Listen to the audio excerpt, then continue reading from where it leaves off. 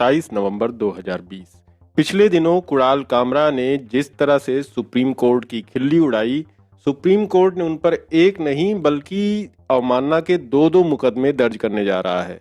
Attorney general के वेणुगोपाल ने कुणाल पर दो दो मुकदमे चलाने की अनुमति दे दी है। कुणाल कामरा का कसूर बस इतना था कि जब अर्णव गोस्वामी के लिए सुप्रीम कोर्ट ने जरूरी सुनवाइयों की लाइन तोड़ी और जिस तरह से डायलॉग बाजी करते हुए सुप्रीम कोर्ट ने अन्वय नाइक का पैसा मार करके बैठे अर्णव गोस्वामी को अभिव्यक्ति की स्वतंत्रता के नाम पर जमानत दी, कुणाल कामरा उससे बेहद नाराज हुए। बल्कि एक कुणाल ही क्यों, देश के बहुत ढेर सारे लोग सुप्रीम कोर्ट की इस हरकत से बेहद नाराज हुए। लेकिन उसके बाद मशहूर पत्रकार प्रताप भानु मेहता ने जिस बेदर्दी से सुप्रीम कोर्ट की आरती उतारी, जिस तरह से सुप्रीम कोर्ट को तर्क से परास्त करते हुए ये तक कह दिया कि ये न्याय नहीं है, बल्कि इस वक्त भारत में जिस तरह की लोकतांत्रिक बर्बरता चल रही है, ये उसी से होड़ लेती हुई न्यायिक बर्बरता है। केंद्रीय कानून मंत्री रविशंकर प्रसाद को इसके बाद तो जैसे अंग अंग में मिर्ची लग गई है, या फिर यूं कहें कि प्रताप भानु मेहता की बातों ने उनके देह के हर अंग में मिर्ची मसल दी है। संविधान दिवस के दिन सुप्रीम कोर्ट ने संविधान दिवस आयोजित किया, जहां कानून मंत्री कुणाल कामरा और प्रताप भानु मेहता के तर्कों के सामने विधवाओं की तरह रोते और बात बात पर झूठ बोलते और चीजों को हमेशा की तरह कंफ्यूजन की ओर ले जाते नजर आए। सुप्रीम कोर्ट द्वारा आयोजित संविधान दिवस समारोह में केंद्रीय कानून और न्याय मंत्री रविशंकर प्रसाद ने न्यायपालिका की निष्पक्ष आलोचना और परेशान करने वाली प्रवृत्ति की बात की, जो हाल ही में उभरी और जिस पर चर्चा किए जाने की जरूरत है। उन्होंने कहा कि कॉलेजियम की तरह कई चीजों की आलोचना हो रही है, लेकिन हाल ही में लोगों द्वारा दायर की गई किसी भी याचिका पर फैसला क्या होना चाहिए, लोग इस पर विचार रखने लगे हैं। अखबारों में इस तरह के दृष्टिकोण छपने लगे हैं और अगर अदालत का फैसला उस दृष्टिकोण के हिसाब से नहीं है तो अदालत की आलोचना हो रही है। प्रसाद ने कहा कि न्यायाधीशों को कानून के आधार पर फैसले लेने के लिए स्वतंत्र होना चाहिए। संविधान निर्माताओं की ये राय नहीं थी कि न्याय लोकप्रिय मतों के आधार पर हो।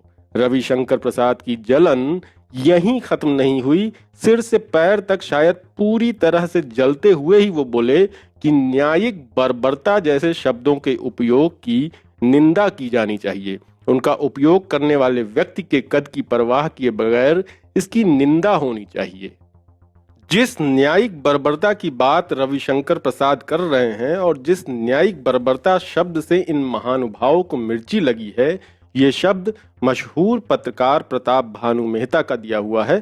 प्रताप भानु मेहता की पूरी बात इसी चैनल पर मौजूद है, जिसकी हेडिंग है, क्या भारत में अब न्यायिक आपातकाल है।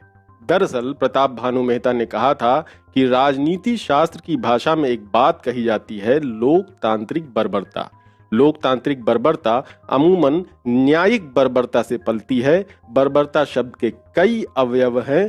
पहला है न्यायपालिका से जुड़े निर्णयों में मनमानी का बहुत अधिक देखा जाना। कानून के इस्तेमाल में जजों की निजी इच्छा या सनक इतनी हावी हो जाती है कि नियम कानून या संविधान का कोई मतलब ही नहीं रह जाता है। कानून उत्पीड़न का औजार बन जाता है या अधिक से अधिक ये उत्पीड़न को बढ़ावा देता है, उसमें मदद करता है।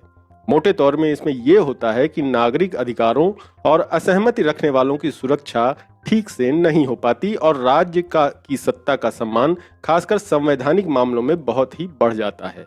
अदालत अपने ही प्रति काफी चिंतित हो उठती है और वो किसी डरे हुए सम्राट की तरह हो जाती है। उसकी गंभीर आलोचना नहीं की जा सकती, उसका मजाक नहीं उड़ाया जा सकता है। उसकी भव्यता उसकी विश्वसनीयता से नहीं बल्कि उसकी अवमानना के अधिकार से चलती है और अंत में ये ज्यादा गंभीर अर्थों में बर्बरता होती है। ऐसा तब होता है जब राज्य अपनी ही जनता के एक वर्ग के साथ जनता के शत्रु की तरह व्यवहार करने लगता है। राजनीति का उद्देश्य सबके लिए बराबर का न्याय नहीं रह जाता है। इसका मकसद राजनीति को पीड़ित और उत्पीड़क के खेल में बदल देना होता है और ये सुनिश्चित करना होता है कि आपका पक्ष जीत जाए। ये परिघटना सिर्फ कुछ जजों और कुछ मामलों तक ही सीमित नहीं है। अब ये व्यवस्थागत परिघटना है और इसकी गहरी संस्थागत जड़ें हैं। प्रताप भानु मेहता ने कहा था कि ये अंतरराष्ट्रीय रुझान का हिस्सा है और इस तरह की घटना तुर्की, पोलैंड और हंगरी में भी देखी जा सकती है, जहां न्यायपालिका ने लोकतांत्रिक बर्बरता की मदद की है। निश्चित तौर पर सारे जज इसके सामने घुटने नहीं टेक रहे हैं।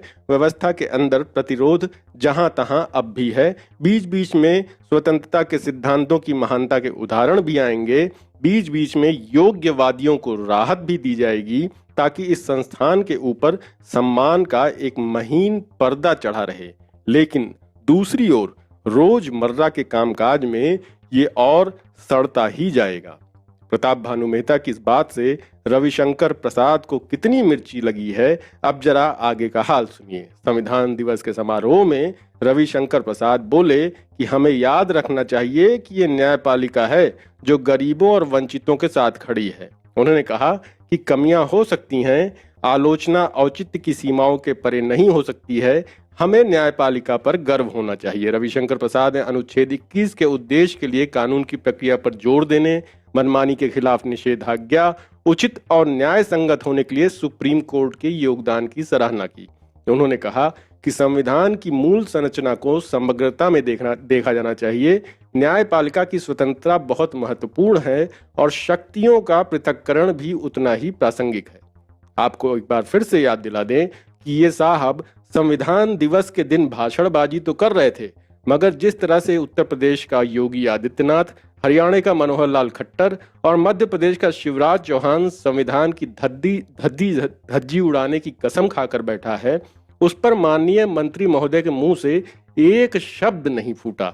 आपको याद दिला दें कि किसी के भी साथ रहने का अधिकार हमारा संविधान से मिला मूल अधिकार है, जिस पर बीजेपी के तीनों गुर्गे, जिन्होंने जोड़ तोड़ करके मुख्यमंत्री की कुर्सी कब्जा रखी है, अब अपनी कुल्हाड़ी चलाने को बेताब हैं। इलाहाबाद हाईकोर्ट के कहने के बावजूद यूपी का जो मुख्यमंत्री योगी आदित्यनाथ है, उसने प्रेम पर पहरा रखने वाला कानून तक बना डाला है।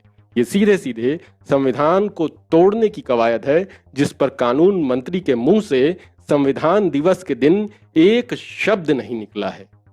इसी हफ्ते कॉमेडियन कुणाल कामरा ने ट्वीट करके सुप्रीम कोर्ट और बाकी की अदालतों में पेंडिंग पड़े मुकदमों और सालों साल से घिसटते लोगों की समस्या प्रमुखता से उठाई थी। संविधान दिवस के आयोजन में बोलते हुए रविशंकर प्रसाद ने पेंडिंग मुकदमों की बात सिरे से गोल कर दी और जमकर सुप्रीम कोर्ट की मक्खन पॉलिश की। उन्होंने कहा कि अक्टूबर 2020 तक 30,000 मामले सुप्रीम कोर्ट में, 13.74 लाख मामले देश के सारे हाई कोर्टों में और 35.93 लाख मामले देश भर की जिला अदालतों में निपटाए जा चुके हैं। उन्होंने कहा कि कुल 50 लाख के करीब मामलों का निपटारा किया गया है और वो इसमें ट्रिब्यूनल और बाकी की इंटरनेट पर चली कार्रवाई शामिल नहीं कर रहे हैं। कानून मंत्री के रूप में वो भारत के मुख्य न्यायाधीश, सुप्रीम कोर्ट के जजों, कानून अधिकारियों, वकीलों, हाई कोर्ट के जजों और बाकी जजों और सेशन कोर्ट के जजों की भी बड़ी सराहना करना चाह रहे थे, जिन्होंने इन कठिन परिस्थितियों में न्याय वितरण करने के लिए बढ़िया कामकाज किया। उन्होंने कहा कि 16,000 डिजिटल अदालतों आदि के रूप में देश भर में तकनीकी रूप से कानून ने अपना विस्तार किया। संविधान के 71 वर्षों में भारत एक परिपक्व लोकतंत्र के रूप में उभरा है। आय, शैक्षिक, जाति, समुदाय, भाषा अवरोधों के बावजूद ये संविधान निर्माताओं के भरोसे को दर्शाता है। देश के 1.25 अरब लोगों के पास मताधिकार द्वारा सरकार को बदलने की शक्ति है। यहाँ पर रविशंकर प्रसाद ये कहना भूल गए कि जनता तो सरकार बदलती है, लेकिन पहले रविशंकर प्रसाद और उनकी पार्टी के लोग विधायकों की खरीद फरोख्त करके किस तरह से जनादेश को लात मार करके बंगाल की खाड़ी में फेंक देते हैं।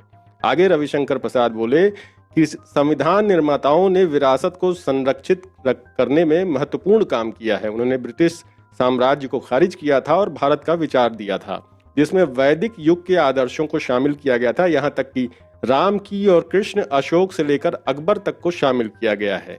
लेकिन यहाँ पर कानून मंत्री ये बात गोल कर गए कि जिन अंग्रेजों की बात ये साहब कर रहे हैं, भारतीय जनता पार्टी और राष्ट्रीय स्वयंसेवक संघ के लोग उनकी चापलूसी किया करते थे, क्रांतिकारियों के लिए मुखबिरी किया करते थे और ये कभी नहीं चाहते थे कि हमारा देश आजाद हो। और जिस संविधान की बात इनके मुंह से बार बार निकल रही है, भारतीय जनता पार्टी और राष्ट्रीय स्वयंसेवक संघ इस संविधान को कूड़े के डिब्बे में फेंक देना चाहते हैं।